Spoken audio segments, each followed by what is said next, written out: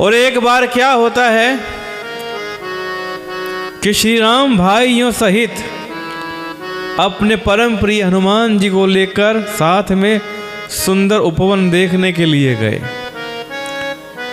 वहाँ के सब वृक्ष फूले हुए हैं, नए पत्तों से युक्त हैं। कि राम राज्य में क्या था, वसंत ऋतु हो या ना हो, लेकिन जो पेड़ होते हैं वो हमेशा हरे भरे रहते थे। तो सुअवसर जानकर सनकादि मुनि आए। ये नाम आपने बहुत सुना होगा, सनकादिक मुनि अहिसा। सनकादिक ब्रह्मा जी के 4 पुत्र हैं। सनकादि, सनक कुमार, सनातन कुमार, ये 4 नाम है ऋषि पुत्रों के, जिनकी तुलना वेदों से की गई है। तो सुअवसर जानकर सनकादि मुनि आए, जो तेज के पुंज, सुंदर गुण और शील से युक्त तथा ब्रह्म आनंद में लवलीन रहते हैं। ये जो सनकादिक है ना, 4 भाई हैं और इनकी जो आयु है, दिखने में 5 वर्ष के दिखते हैं, लेकिन इनकी आयु बहुत है।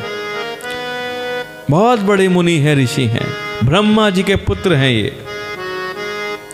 कि देखने में तो ये बालक लगते हैं, परंतु हैं बहुत समय के, बहुत आयु है इनकी। ऐसा लगता है कि मानो चारों वेद ही बालक रूप धारण करके आ गए हों। और वे मुनि समदर्शी और भेद रहित हैं, दिशाएं ही उनके वस्त्र हैं। उनके एक ही व्यसन है कि जहाँ श्री रघुनाथ जी की चरित्र कथा होती है, वहाँ जाकर वो अवश्य सुनते हैं। उनको इतना तगड़ा भगवान का नशा है। ये जो 4 सनकादि है ना, इनको भगवान के नाम से इतना प्रेम है, कभी भगवान के नाम को भूलते नहीं हैं। जहाँ कहीं रघुनाथ जी की चरित्र कथा होती है, वहाँ पर ये 4 भाई पहुँच जाते हैं और जाकर इसको कथा को अवश्य सुनते हैं। कि शिव जी कहते हैं, हे भवानी, सनकादि मुनि वहाँ गए थे जहाँ ज्ञानी मुनि श्रेष्ठ श्री अगस्त जी रहते थे। और वहीं से आ रहे हैं ये सनकादिक मुनि, श्री राम जी के चरित्र की कथा सुन के आ रहे हैं। कि मुनि अगस्त जी ने, जो श्रेष्ठ मुनि हैं, श्री राम जी की बहुत सी कथाएं वर्णन की थीं, जो ज्ञान उत्पन्न करने में उसी प्रकार समर्थ हैं जैसे अरनी लकड़ी से अग्नि उत्पन्न होती है। अरनी क्या होती है? अरनी एक लकड़ी होती है, एक तख्ता टाइप की लकड़ी होती है। उसके ऊपर जब लकड़ी को रगड़ा जाता है तो उसमें से अग्नि उत्पन्न हो जाती है, उसे अरणी कहते हैं। तो मुनि अगस्त जी की जो कथाएं हैं वो बिल्कुल इसी प्रकार की हैं कि जो किसी की सुनने वाले में भक्ति भाव पैदा करते हैं, ज्ञान पैदा करते हैं। और उन्हीं कथाओं को सुनते हुए सनकादि मुनि अगस्त जी के पास से आ रहे हैं। कि देखी राम मुनि आवत हर्षि दंडवत कीन, स्वागत पूछी पीत पट प्रभु बैठन कहदीन। सनकादि मुनियों को आते देख कर श्री रामचंद्र जी ने हर्षित होकर दंडवत की और स्वागत करके कुशल पूछ के प्रभु ने उनके बैठने के लिए अपना पीताम्बर बिछा दिया। देखिए मेरे प्रभु की निर्मलता, देखिए कि जब उन्होंने सनकादि मुनियों को देखा, उनके लिए अपना वस्त्र बिछा दिया और फिर हनुमान जी सहित तीनों भाइयों ने दंडवत किया। सबको बड़ा सुख हुआ। सब ने, जो तीनों भाई हैं हनुमान जी ने, सब ने सनकादिक मुनियों को प्रणाम किया। देखिए वो देखने में सिर्फ 5 वर्ष के बालक जैसे हैं सनकादिक मुनि। और क्या वस्त्र पहनते हैं? सब लंगोट पहनते हैं। तो बड़े प्यारे हैं, बड़े सुंदर हैं, बड़े मनोहर हैं, लेकिन आयु में बहुत बड़े हैं। वो दिखने में केवल 5 वर्ष के हैं और बहुत ज्ञानी हैं। सब पुराणों का उनको ज्ञान है। तो मुनि श्री रघुनाथ जी की अतुलनीय छवि देखकर उसी में मगन हो गए। वे मन को रोक ना सके कि सनकादिक मुनियों को श्री राम जी को देखने में बड़ा आनंद आ रहा है और अपनी दृष्टि को रोक ही नहीं पाते हैं। तो वे जन्म मृत्यु के चक्र से छुड़ाने वाले श्याम शरीर, कमल नयन, सुंदरता के धाम श्री राम जी को टकटकी लगाए देखते ही रह गए, पलक नहीं झपकते। वे चारों मुनि जो हैं इस प्रकार श्री राम जी को देखे जा रहे हैं, टकटकी लगाकर उनकी पलकें नहीं झपकी जाती हैं और प्रभु हाथ जोड़े सर नवा रहे हैं। उनकी प्रेम से विह्वल दशा देखकर प्रभु भी उन्हीं की भांति नेत्रों से जल बहाने लगे कि चारों मुनि जितने प्रेम से देख रहे हैं, दृश्य देखिए कितना अच्छा है। उन चारों मुनियों को देखकर प्रभु के नेत्रों से प्रेम के अश्रुओं का जल बहने लगा और शरीर पुलकित हो गया। तदनंतर प्रभु ने हाथ पकड़कर श्रेष्ठ मुनियों को बैठाया और परम मनोहर वचन कहे। क्या कहते हैं मेरे श्री राम कि हे मुनीश्वरों सुनिए, आज मैं धन्य हूं, आपके दर्शनों से ही सारे पाप नष्ट हो जाते हैं। बड़े ही भाग्य से सत्संग की प्राप्ति होती है, जिससे बिना ही परिश्रम जन्म मृत्यु का चक्र नष्ट हो जाता है। कि संत का संग मोक्ष यानी कि भव बंधन से छूटने का और कामी का संग जन्म मृत्यु के बंधन में पड़ने का मार्ग है। तो मोक्ष पाना है तो क्या करना है? संत का संग पाना चाहिए। और फंसे रहना है तो कामी व्यक्ति के साथ में जुड़े रहना चाहिए। जो विषयी व्यक्ति होते हैं, कामी व्यक्ति होते हैं, उनसे जुड़ेंगे तो हम जन्म मृत्यु के बंधन में फंसे रहेंगे, और संत के संग से जुड़ेंगे तो मोक्ष को प्राप्त होंगे। कहते हैं कि संत, कवि और पंडित तथा वेद पुराण सभी सदग्रंथ ऐसा कहते हैं। क्या? कि संतों के संग से मोक्ष मिलता है और कामी व्यक्ति के संग से बंधन मिल जाता है। प्रभु के वचन सुनकर जो चारों मुनि हैं, सनकादिक मुनि हैं, हर्षित होकर पुलकित शरीर से स्तुति करने लगे कि हे भगवान आपकी जय हो, आप अंत रहित हैं, यानी कि आपका कोई अंत नहीं है। आप विकार रहित हैं कि आप में कोई विकार नहीं है। आप पाप रहित हैं, आप में कोई पाप नहीं है। आप अनेक हैं, यानी कि आप सब रूपों में प्रकट हैं, अनेक रूपों में प्रकट हैं। एक हैं, यानी कि आप जैसा कोई दूसरा नहीं है। आप अद्वितीय हैं और करुणामय हैं।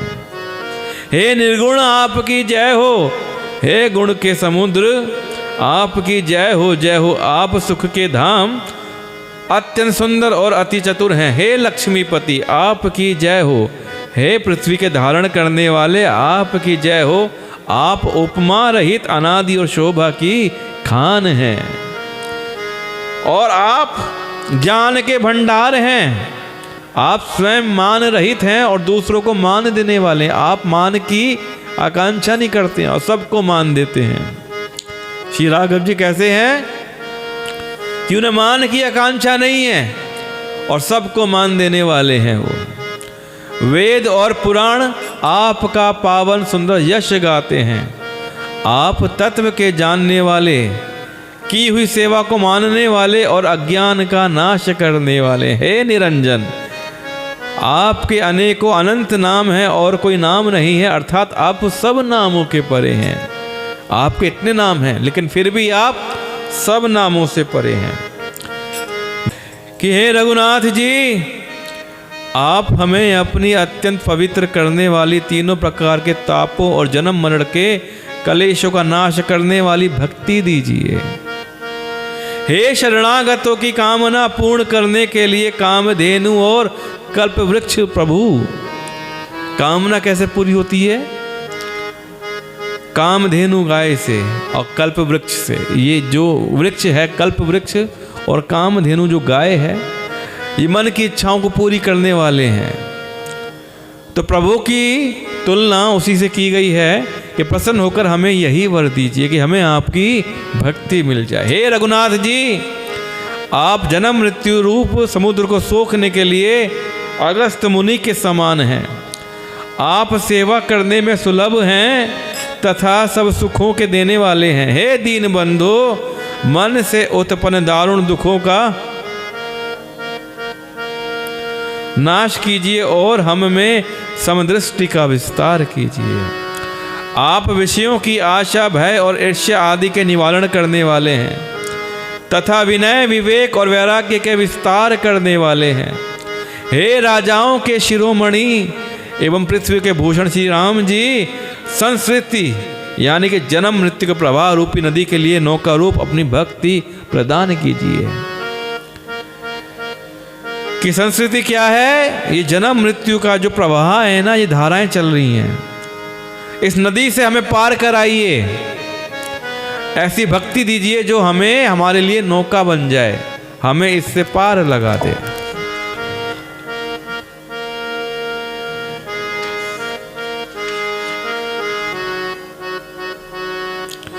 हे मुनियों के मन रूपी मान सरोवर में निरंतर निवास करने वाले हंस, आपके चरण कमल ब्रह्मा जी और शिव जी के द्वारा वंदित हैं। हे रघुकुल के केतु, वेद मर्यादा के रक्षक और काल कर्म स्वभाव तथा गुण और भक्षक आप हैं। आप तरन हैं और आप ही तारन हैं। ये स्वयं आप तरे हुए हैं और दूसरों को ताड़ने वाले हैं, सब दोषों को हरने वाले हैं। तीनों लोगों के विभूषण आप ही तुलसीदास के स्वामी हैं।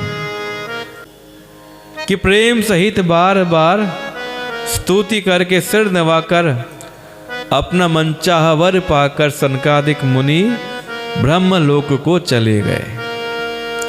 अब सनकादि मुनि ब्रह्मलोक को चले गए, तब भाई उन्हें श्री राम जी के चरणों में सिर नवाया।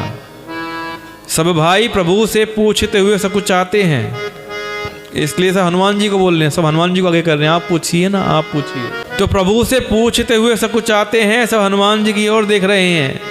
वे प्रभु के श्रीमुख की वाणी सुनना चाहते हैं, जिसे सुनकर सारे भ्रमों का नाश हो जाता है। अंतर्यामी प्रभु हैं, सब जान गए और पूछने लगे, कहो हनुमान क्या बात है? तब हनुमान जी हाथ जोड़कर बोले, हे दीन दयालु भगवान सुनिए। हे नाथ, भरत जी कुछ पूछना चाहते हैं, पर प्रश्न करते में मन में सकुचा रहे हैं।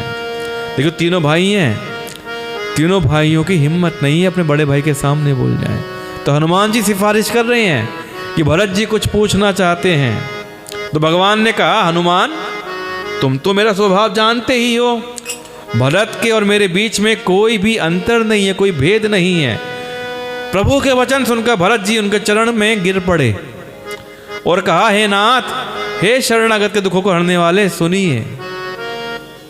तो भरत जी श्री राम से क्या पूछते हैं? हे नाथ, ना तो मुझे कुछ संदेह है, ना स्वप्न में भी शोक और मोह है। हे कृपा और आनंद के समूह, ये केवल आपकी ही कृपा का फल है।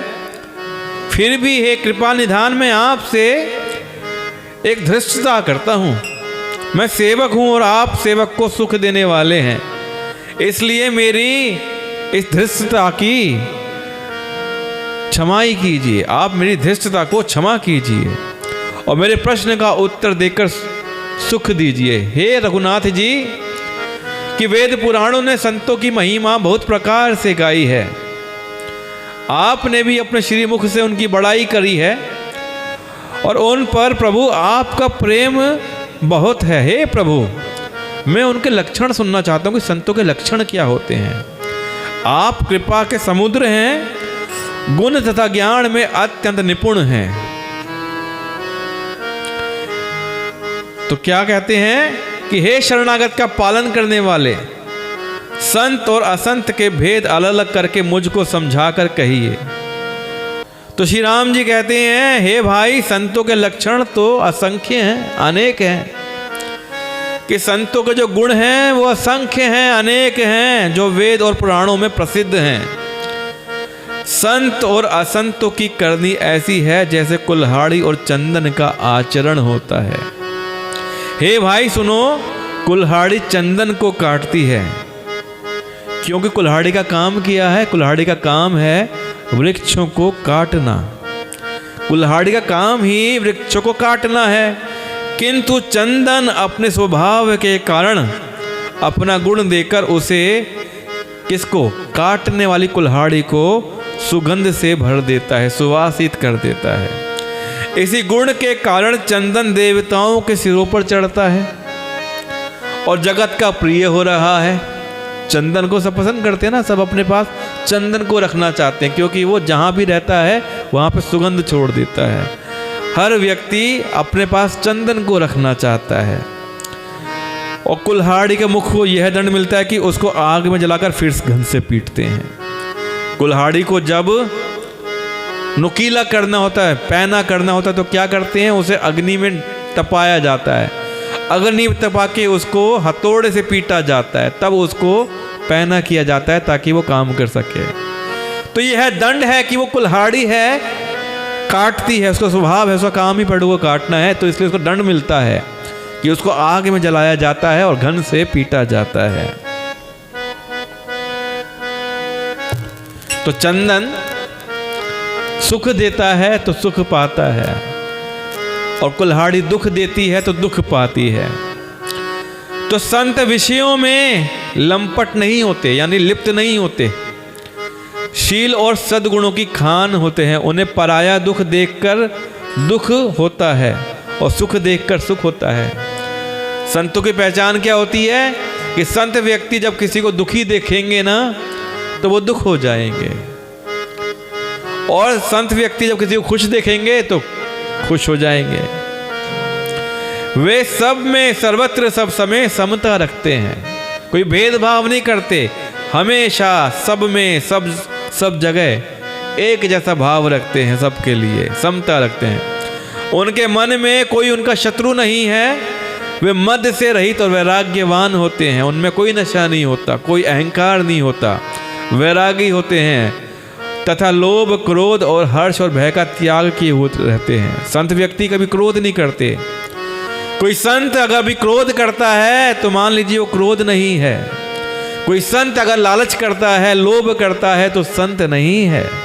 कोई संत ना तो हर्ष होता है ना डरता है। संत व्यक्ति में कोई डर नहीं होता, ना वो बहुत खुश होता ना दुखी होता, ना लालच करता है ना क्रोध करता है। कि संतों का चित्त बड़ा कोमल होता है।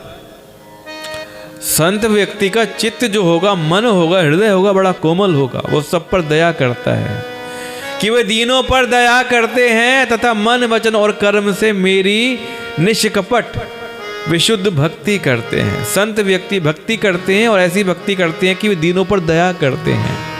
उस भक्ति में मिलावट नहीं होती। आजकल की भक्ति कैसी हो गई है, मिलावट हो गया है। आधी भक्ति तो वीडियो पे निपट जाती है, रील बनाने में, वीडियो बनाने में। जाके फोटो खिंचाएंगे मंदिर के आगे और फोटो डाल देंगे सोशल मीडिया पे, हाँ जी जय श्री राम लिख दिया, हो गई भक्ति।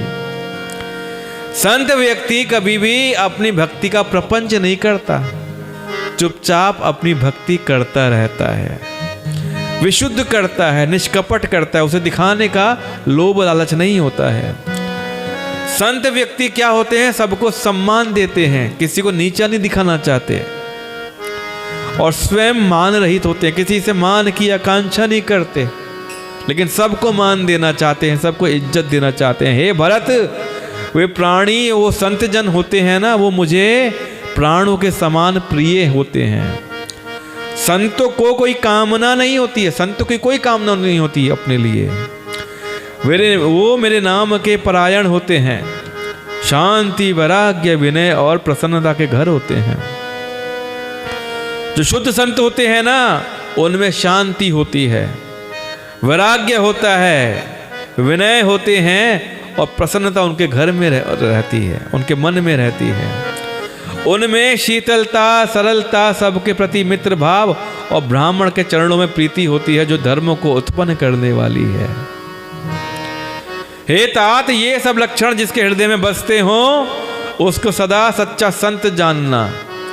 और जो शम यानी मन के निग्रह, दम इंद्रियों के निग्रह, नियम और नीति से कभी विचलित नहीं होते और मुख से कभी कठोर वचन नहीं बोलते, वो संत निंदा स्तुति उभय सम, ममता मम पद कंज, ते सज्जन मम प्राण प्रिय, गुण गुण मंदिर सुख पुंज। जिन्हें निंदा और स्तुति दोनों ही समान लगते हैं, यानी कि उनकी निंदा कर लो या उनकी बड़ाई कर लो, संत जनों को कोई फर्क नहीं पड़ता। और मेरे चरण कमलों में जिनकी ममता है, वे गुणों के धाम और सुख की राशि संत जन मुझे प्राणों के समान प्रिय हैं।